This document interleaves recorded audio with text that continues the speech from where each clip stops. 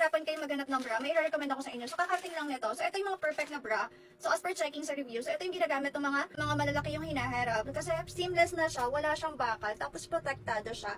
At ang dami na din siyang review. So, up to plus size nga pala to. Size 34 hanggang 40 cup ABC. Kaya kung medyo malaki din yung hinaharap nyo, gusto nyo seamless, lightweight na bra, ito yung may recommend ko. So, ganito siya once sa sinuot. So, size 34 nga pala yung suot ko or size medium. So, ganito yung pinaka-fitted sa akin. And then, maganda yung design niya ha. So, ganun siya. Kaya kung plus size kayo, tsaka may medyo taba-taba kayo sa gilid. So, ganun siya. Medyo makapal yung gilid. Tapos, maganda yung pagka-garterize ng pinaka-strap niya ha. So, adjustable, stretchable, hindi natatanggal yan. So, ganun na ganun yan. And then, support na support ka dito. Seamless siya. Tapos, hindi siya umaangat. So, maliit lang yung hinaharap ko. So, size 32A ako. So, ayan.